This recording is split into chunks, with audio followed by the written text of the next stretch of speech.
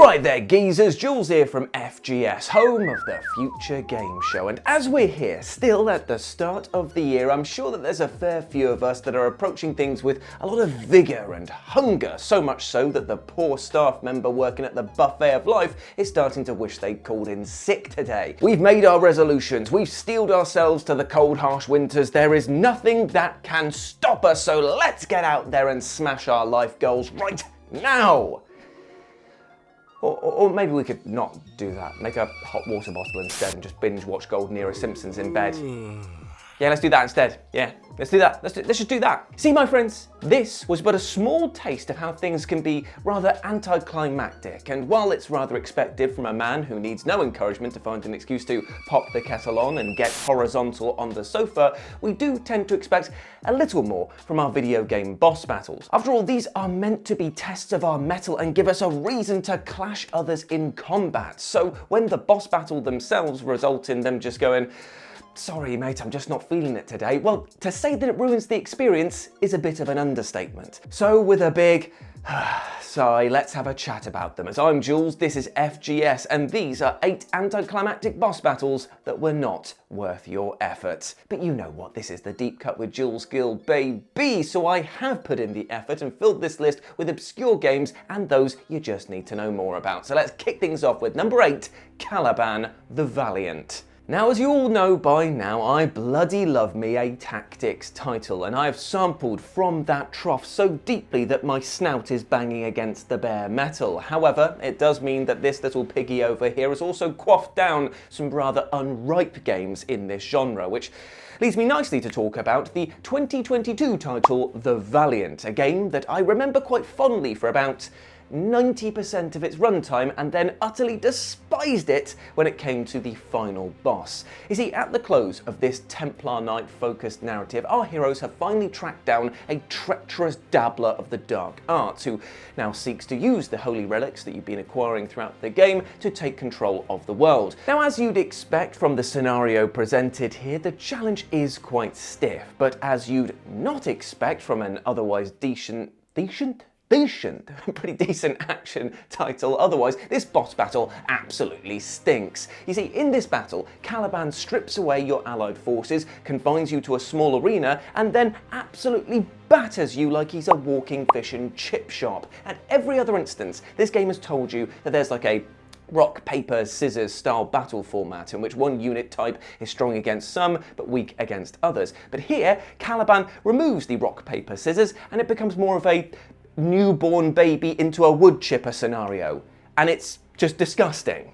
But here's the thing, on paper this boss battle seems at first like it's the furthest away from the definition of anticlimactic, in that Caliban is an utter to beat and changes up the mechanics to the point that his encounter is pretty unique. It's just a shame then that the third added ingredient that's sprinkled over, much like using a community gym changing room, is a whole load of unnecessary old man.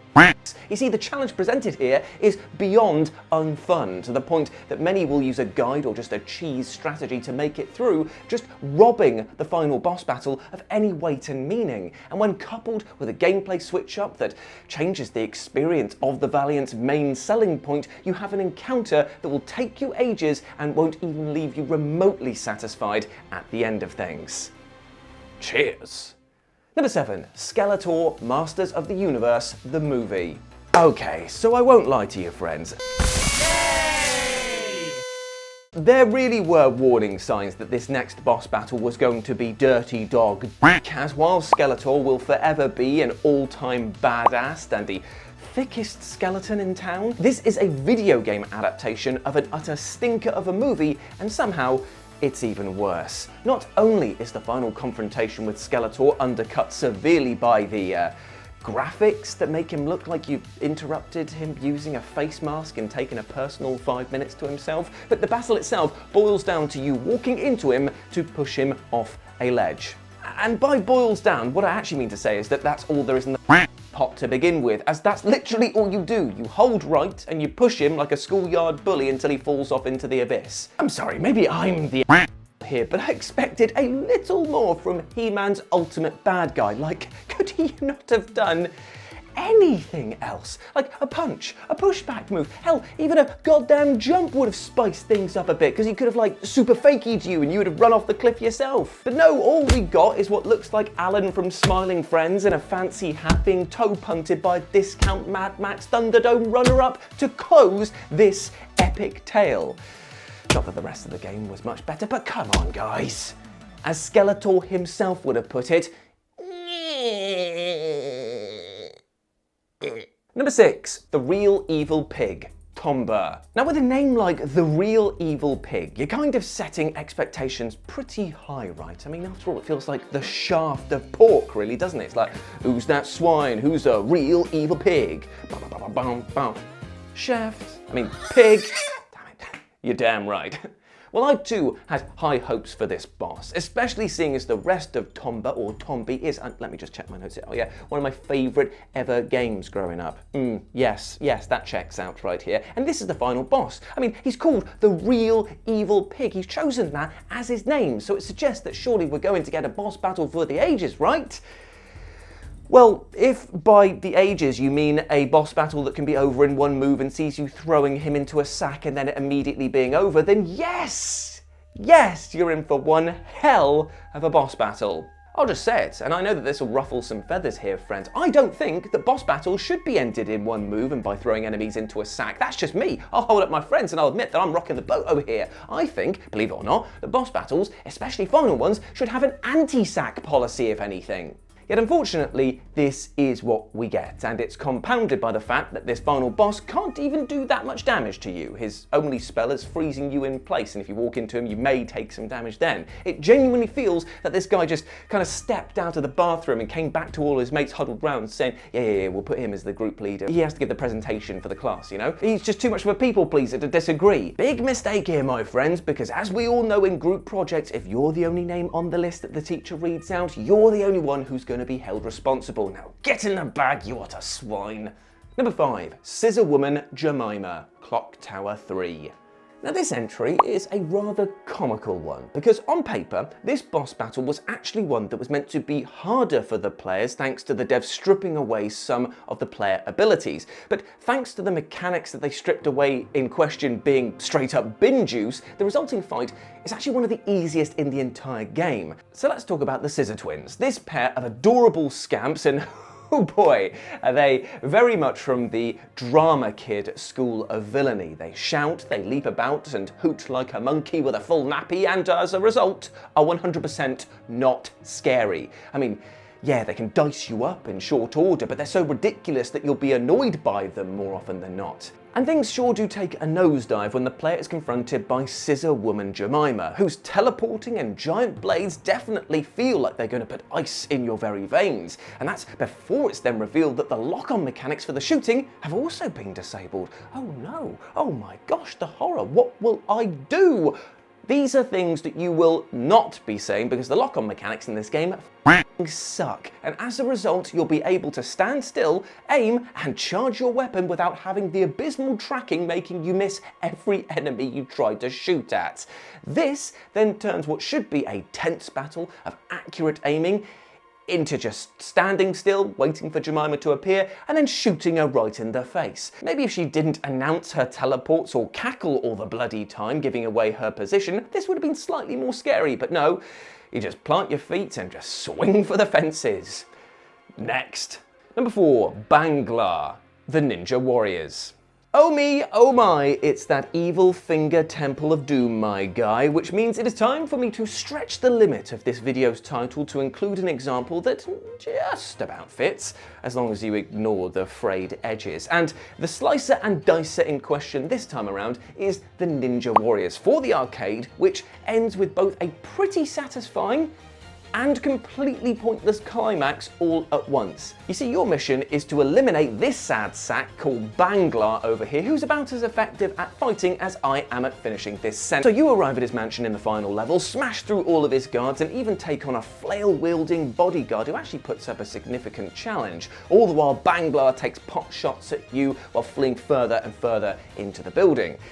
Yet, unlike most games that would lead to this suited tyrant jumping into a machine or taking some drug to transform themselves to fight you, instead he just cowers in the corner, crying his eyes out, waiting for you to perform a tracheostomy. Tracheostomy? A tracheostomy? I know I pronounced that wrong. Tracheostomy? The one where you cut your throat. Perform a tracheostomy, perform a tracheostomy, perform a tracheotomy on him before bleeding out on the red carpet. Mark, feel free to include all the times that I've mispronounced that word.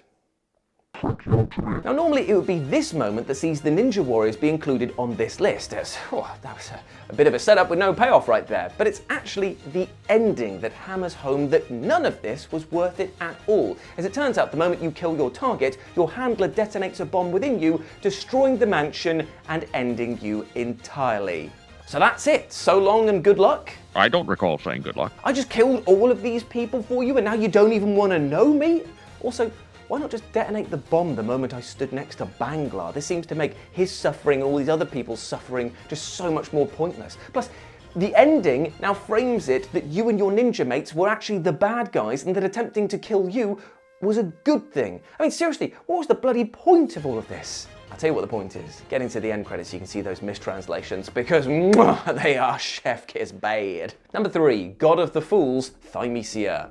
Have you ever noticed that in Souls-like games, there's always just one boss battle that sticks out not for their difficulty, but because they're just so painfully easy, it feels like you're maybe missing something? I mean, you've got like Pinwheel from Dark Souls, the Mr. Noble from Sekiro, the Tibia Mariner from Elden Ring. You know the sort that I'm on about. Ones that haven't just skipped leg day, but in fact have skipped everything day and just died to a few hits, or have attacks that are so slow that getting hit by them is in itself a challenge. Well, in the lesser known but still pretty bloody good title Thymesia, that role is taken up to full effect by the God of the Fools boss. Now looks wise, this fella is Stacey's mom who's got it going on, because he's been at the beef and steroid sandwiches and looks like he'd squish you like a bug immediately.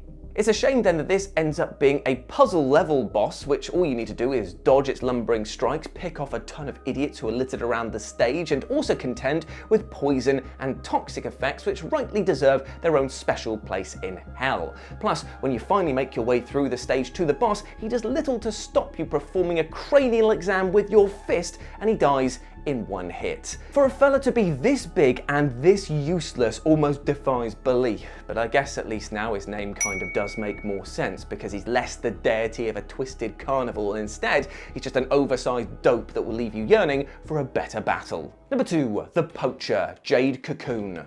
Jade Cocoon is without a doubt one of my favourite we have Pokemon at home experiences ever. I mean, sure, the game looks like reheated ass now thanks to the PS1's love of sharp polygons and clashing colour palettes, but when it comes to the gameplay, baby, this should be hung in the Louvre, as this RPG with monster hunting collectible elements really is top of class. And speaking of class, let's once again meet our bully of today's tale, the Poacher, an early boss encounter who appears multiple times to act as a thorn in the side of you and your monstrous menagerie. And when you look at this guy, you can tell that he means business. I mean, nobody wakes up in the morning, has a shower, does their beard, and then picks out that giant horned helmet without wanting to say to the world, do not mess with me, and yes, I also listen to Red Fang. And I mean, sure, the first time you fight him, you absolutely kick his ass and send him packing, and sure, the second time you fight him and totally kick his ass and send him packing, but the third time? Well, things get uncomfortable to say the least, because this kills the absolute power trip that you've been on. You see, bosses like the Poacher are important in the early game. They present minimal challenge, they provide a face for you to kick and feel great about yourself, and the promise of a rematch keeps you pushing forward. It's like your rival in the Pokemon franchise.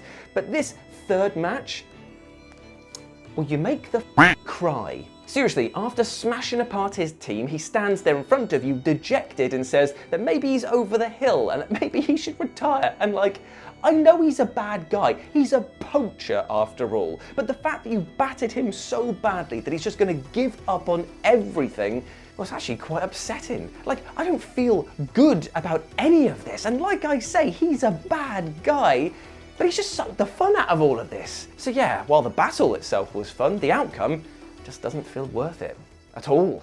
And number 1, Rackrock Force Puggsy. Right, okay, there is no other way to start this final entry other than by mentioning the obvious right from the jump. Puggsy, the very, very obscure platformer that dropped in 1993 to the deafening sound of apathy, is very, very weird. For a start, I'm pretty sure that you're playing as a sweet potato, and second, I'm pretty sure that I'm having an aneurysm looking at the cluster of images, collectibles, and barely legible writing that floods the screen all the time. Yet, do you know what, my friends? We're not here to talk about how goddamn ugly this game is, we're here to talk about how utterly deflating its boss battles are. Well, specifically, we're talking about this boss known as Rackrock Force, who only appears in the Sega CD version of this game, and boy howdy, does he absolutely suck. This is because Rackrock is the only boss that isn't actually a boss. He's a glorified FMV sequence with zero interactivity other than flying towards the screen occasionally to wow audiences with its blocky 3D effects. I mean, seriously, in order to beat this boss, all you need to do is walk to the right, standing in between its two flames, walk to the left again, walk back to the right again, rinse and repeat until it keels over and dies. I'm sorry, what? I mean, look at this thing. I expected a little more than simply walking, and I expected to, you know, actually be able to hit the boss in order to end things. I mean, the design of this boss is pretty cool, giving off kind of like an engine from Crash 2 vibe, but this boss simply just crashes out instead, likely due to embarrassment, and just ends this battle in a truly anticlimactic fashion. All the elements were there, the design of the boss and the potential of the new hardware itself, but what we got was a fart that didn't even bother to stick around to stink. And there we go, my friends. Those were 8 of the most anticlimactic boss battles that were just not worth your effort. I hope you enjoyed that, and let me know what you thought about it down in the comments section below. As always, I've been Jules. You can go follow me over on my social media, which is over at Blue Sky, where I'm at RetroJ, but the O is a 0, and you can follow my lovely editor Mark over here on his social medias as well. But before I go, I just want to say one thing, and I know this won't be an anticlimactic moment for some, because some people actually do look forward to these end little bits of positive motivation, and I want to encourage that from people as well. I just want people to live healthy and happy lives, and that starts always by just being kind to yourself, just reminding yourself that you are a big ledge, you deserve the best, and I want you to go out there with love in your hearts for yourself, because then it extends to the people around you and it makes everything that little bit better. And trust me, the way that 2025 is shaping up to be, we're going to need all of that self-love. But I won't dwell on that for too long, because I too will start looking into the abyss, and it don't look pretty. So there we go, my friends. Hope that you're doing well, hope you're treating yourself even better. As always, I've been Jules, you have been awesome. Never forget that, and I'll speak to you soon. Bye.